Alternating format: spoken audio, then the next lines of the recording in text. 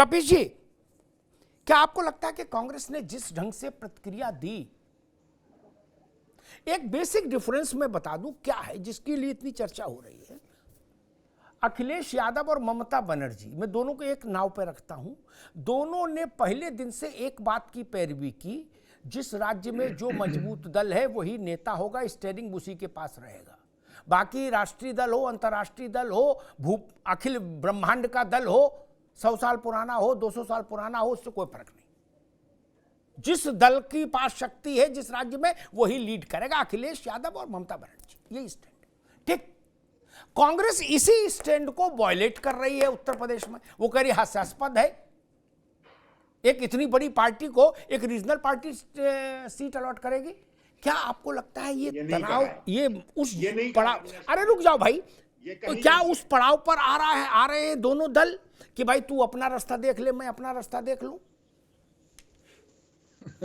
नहीं अभिनेत्री साहब, ऐसा कुछ नहीं है। अच्छा, समाजवादी पार्टी और कांग्रेस के बीच में कोई ऐसा मसला नहीं है जी। और समाजवादी पार्टी ने अपनी पोजीशन देख के, हम जहां मजबूत थे, देखिए देर तो हो रही है, 6-7 महीने से ऊपर हो चुका है। अब सीट का अगर बंटवारा समय पे नहीं लेकिन होगा, कांग्रेस तो करी, अभी कोई टाइम ही नहीं हुआ।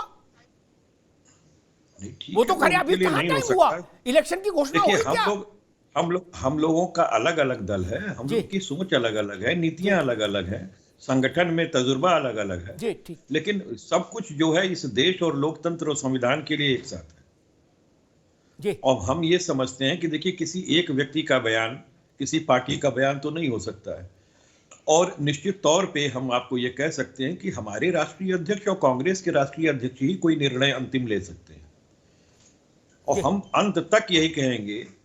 आप देखिए, जो हम लोगों ने कांग्रेस को सीटें 11 दी हैं और भी ये बात है कि कोई उसको लेके नहीं बैठा, आदमी आगे पीछे की चीजें हो सकती हैं, ये भी हमारे राष्ट्रीय अध्यक्ष जी ने अपनी ट्वीट करते समय कहा था जी।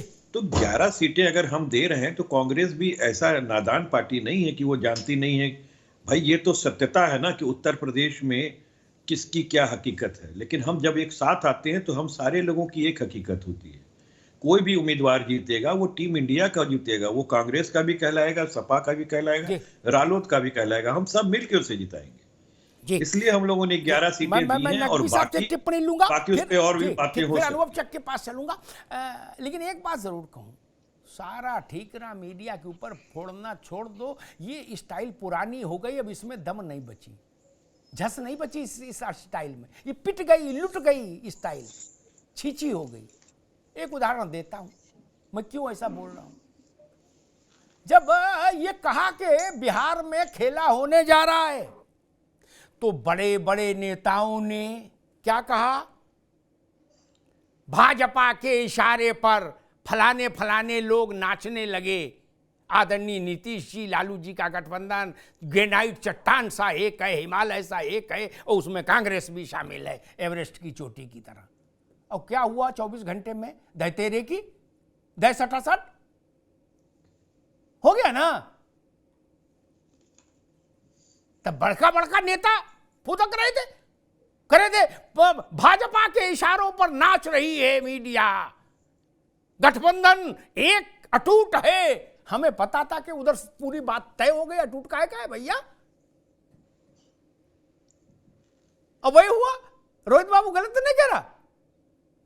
ऐसे ही चरण सिंह से जब भीषम बाबू मिलने गए एम्स में, प्राइवेट रूम में, वो स्वास्थ्य लाभ कर रहे थे चौधरी साहब, तब भी कुछ लोग, जनसंघ वाले लोग, सब लोग कह रहे थे गठबंधन एक है, हम लोग कांग्रेस के खिलाफ तानाशाही से लड़े। हम तो जान रहे थे कि भैया उधर बात हो गई, जयंत का पहला बर्थडे था, इंदिरा जी घर चली गई, हो गया कांड क्या। इसलिए सारा ठिकाना दूसरे के ऊपर न फोड़ा करो। मैं अगर सवाल पूछ रहा हूं तो उसमें कुछ तो दिख रहा होगा, तभी सवाल पूछ रहा मालिक।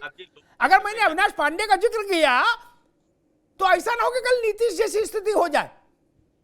खैर, नकवी साहब जी, अमिताभ भाई, क्या एक स्पेसिफिक सवाल, क्या उत्तर प्रदेश में इंडिया गठबंधन नाम का कोई लेटर हेड आएगा? बड़ा स्पेसिफिक सवाल, इससे व्यवहारिक सवाल कोई नहीं पूछ सकता देश में।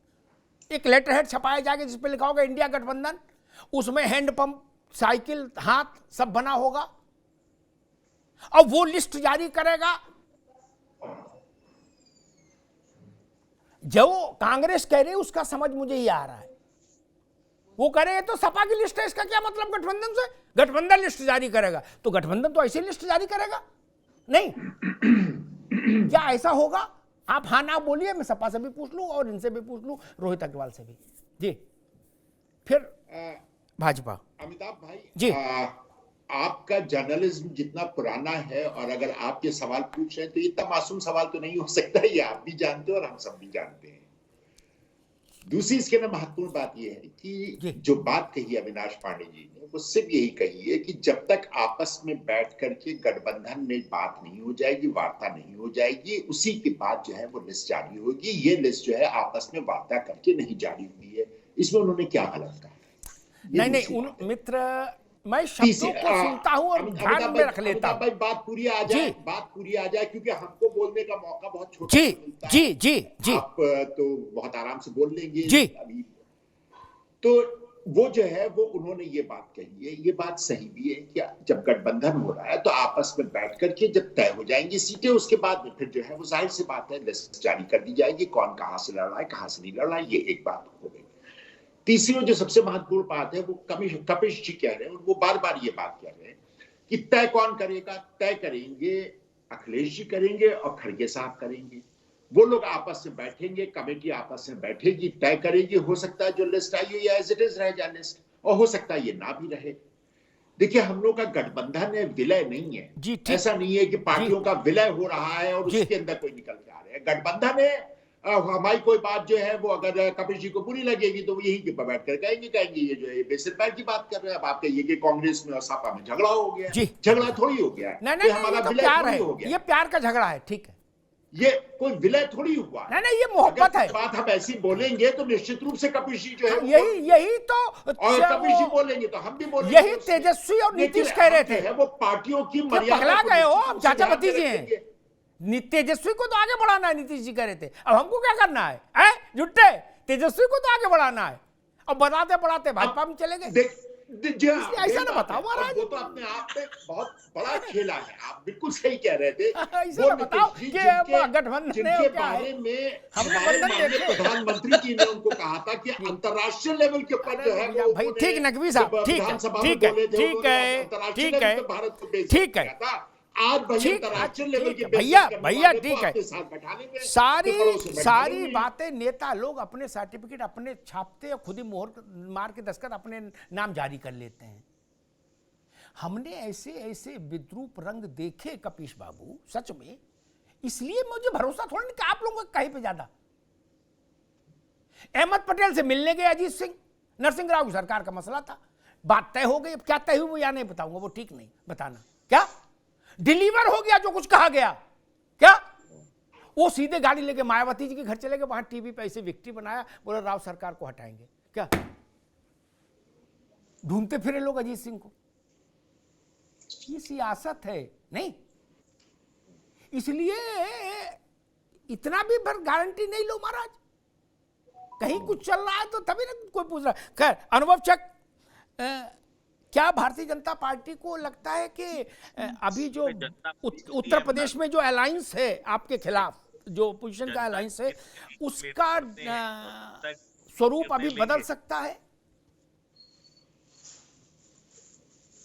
आपका प्रश्न अमिताभ जी साफ नहीं सुनाई दिया, लेकिन उसके बाद भी मैं जो अब तक डिबेट सुन पा रहा हूँ उस आधार पर जवाब दे रहा हूँ। सबसे पहले बात, जो इस डिबेट में बार बार ये आरोप लगाया जा रहा कि इनका गठबंधन इतना मजबूत है जिसको तोड़ने के लिए भारतीय जनता पार्टी को प्रयास करना पड़ रहा, तो मैं सब इस बात को आपके सामने कहना चाह रहा हूँ, पूरा देश भी जान रहा है कि जिन भी पार्टियों ने इनके गठबंधन को छोड़ा है उनमें से क्या किसी पार्टी ने भारतीय जनता पार्टी पर आरोप लगाया है, या सभी पार्टियों ने लगातार इस बात को कहा है गठबंधन टूटने का जिम्मेदार सिर्फ और सिर्फ कांग्रेस पार्टी है?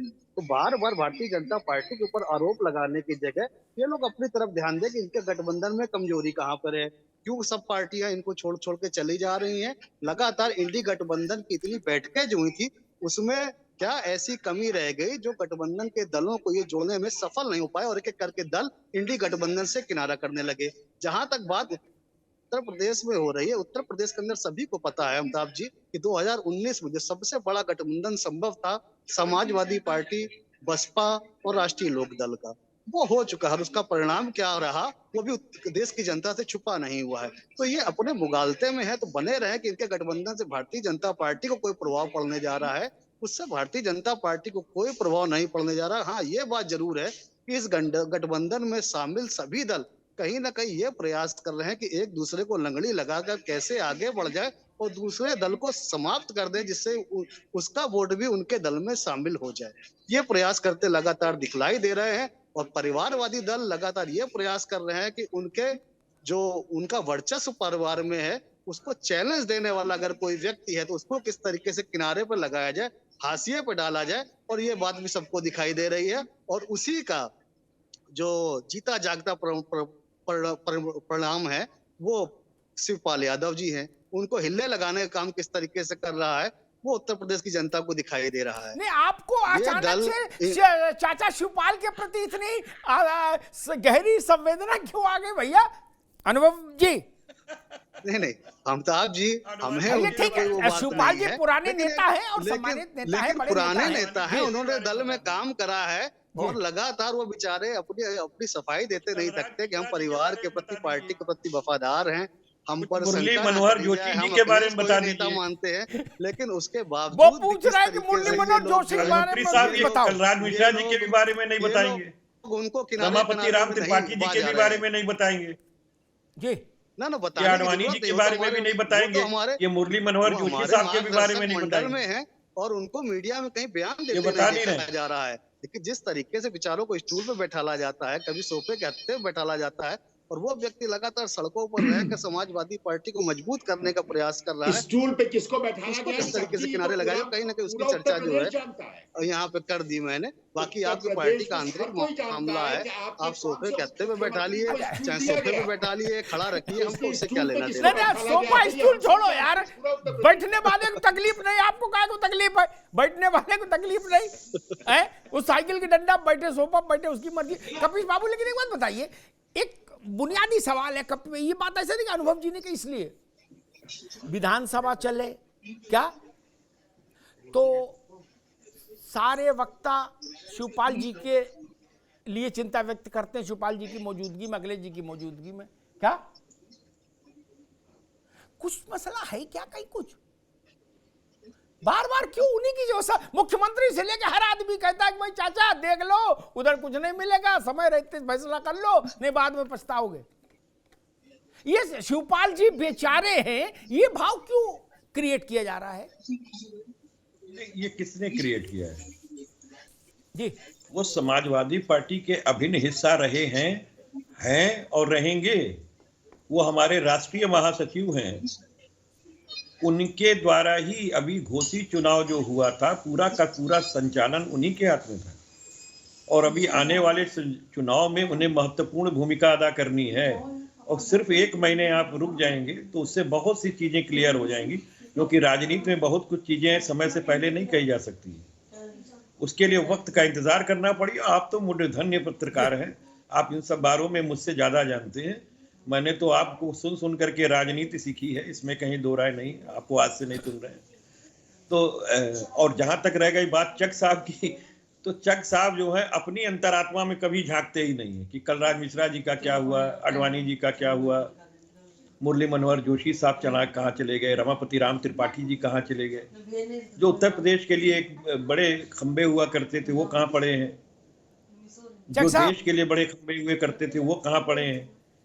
ना तो मंदिर में बुलावा आता है, ना निमंत्रण आता है, ना बैठाया जाता है, ना दर्शन कराया जाता है। काले रथ लेके चले थे लेकिन उनको दर्शन नहीं कराया मोदी जी ने, तो जनता उस पर प्रश्न ना पूछे। पीडीए जो आप करते हैं, कितने सीटों पर आप उन्हें जो दी है उसके जिला अध्यक्ष बना रखे हैं, कितने महानगरों में आपने जो दी है दलित उसके कितने जिला अध्यक्ष बना रखे हैं, कितनी सामान्य सीटों पर आप दलितों को टिकट देने जा रहे हैं, जरा ये भी बता दीजिए। सब कुछ हम ही बता दें, आप अपने लिए तो कुछ और बताने के लिए जो तैयार पिछड़ा नहीं है, है, और पिछड़े का आपने मतलब हमारी क्या? जिला सिर्फ कमेटी परिवार देखी के नहीं लोग है, ही पिछड़े हैं। आपने हमारी नगर कमेटी देखी नहीं है, आपने उसमें परिवार पीडीए के आपको लोगों को दिखाई टिकट देगा दे दिया, महाराज, सिर्फ और सिर्फ उसमें पीडीए 4 बार आपको दिखाई सत्ता में देगा, रहने के बाद लेकिन अभी भी परिवार आपको के लोग अपनी पिछड़े ही रह कमेटी गए। में कुछ नहीं पिछड़े दिखाई के देगा। नाम पर भी जो मिलेगा तो मैं परिवार के आपको लोगों कह को रहा ही हूँ, आप मिलेगा। अपने कमेटी में उत्तर उठा प्रदेश की करके देख जनता लीजिए, मूर्ख जिनके नहीं वोट है, आप वो लेते अच्छे से हैं, समझ रही जो है आंख कि बंद करके पिछड़ा आपको वोट देते हैं, उस दलित कम्युनिटी से एक भी अल्पसंख्यक के आदमी नाम आप पर अपने जो आप पदाधिकारी जनता नहीं को बनाते मूर्ख हैं। बनाने का काम ये कर तो रहे हैं, भारतीय जनता मूर्ख पार्टी का बनने खून वाले नहीं। चुसवा वाला योगी हिसाब जी और किताब मोदी शुरू जी से का रहा है। सबका साथ सबका विकास के साथ उत्तर प्रदेश की ये तो जनता भी आपको जाएगी, सोचना 80 चाहिए, आप सीटों पर स्वयं आपका नहीं देते सफाया हैं। करेगी। आप सबका मुगालते साथ हुए हैं, सबका आपके विकास नेता खाली बात मुगालते करते हुए हैं, हैं, और ना तो एक भी चाटुकारों से सांसद घिरे आपका हैं, मुस्लिम घिरे होता है, रहिए। ना एक इससे उत्तर विधायक प्रदेश की मुस्लिम जनता होता कोई है, फर्क नहीं पड़ने वाला है। ना एक कैबिनेट मिनिस्टर आप केंद्र में बनाते हैं, ना एक कैबिनेट मिनिस्टर आप राज्य में बनाते हैं। ये कैसा सबका साथ और सबका विकास है? मुंह से आप ये बताइए कितने कितने जिलों में आप आपने बना बताइए ना, रखे मुझे हैं कितने क्रिश्चियंस जिलाध्यक्ष? को आपने एक बता भी दिया नाम है? बताइए, आपने एक कितने नाम क्रिश्चियन को बताइए बताया? कितनी सीटों पर मुझे आपने आप बता जिलाध्यक्ष दीजिए, बना रखे हैं। आपने कितने क्रिश्चियन को बनाया, कितने कपीस जी, बौद्धिस्टों को आप बना लिया, प्रवक्ता हैं, आप ही कितने बताइए जैनों को कितनी बना लिया? कितने आप मुझे नगरों में बताइए ना कि आपने जो कितने, है आप तो जिलाध्यक्ष बना अल्पसंख्यक से रखे ही सब दलित पूरा समाज के, नाता आप तोड़ बताएं। दिए। और कितनी सामान्य आपके सीटों पर पास आप तो दलितों को टिकट एक देने जा भी रहे हैं, ये भी बताइए। अल्पसंख्यक नहीं है किस नहीं, केंद्रीय एक मंत्री। मिनट नहीं, ठीक, आगे बात आगे आगे एक एक प्रश्न अनुभव जी ने पूछा, उसका उत्तर देके मैं अपनी बात रखूंगा। अयोध्या से अखिलेश यादव ने अपने 9 वार के एमएलए को उतारा है, ठीक। हालांकि कांग्रेस कह रही है कि लिस्ट फाइनल नहीं, लेकिन हम मान रहे हैं, हम अखिलेश यादव को जानते हैं, यही लिस्ट फाइनल है। क्या या तो गठबंधन रहेगा नहीं, और रहेगा तो यही लड़ेंगे, ये भी जान लो, ठीक। ये कपीस जी नहीं बोल पाएंगे, हम बोले दे रहे, ठीक। यही फाइनल है, यही लड़ेंगे, जितने 16 घोषित कर दिए। अब इसमें ना मीटिंग काम करेगी, ना कुछ। सलमान खुर्शीद साहब का वक्त खराब है, उनकी समझ लो चांस गया। सोच समझ के फैसला किया भाई। स्वामी प्रसाद मौर्य से जिसका 36 का आंकड़ा उनके दामाद का, उसको फरुखाबाद में उतारा है, और सलमान खुर्शीद का दावा किनारे किया है, तो कुछ सोचा समझा होगा।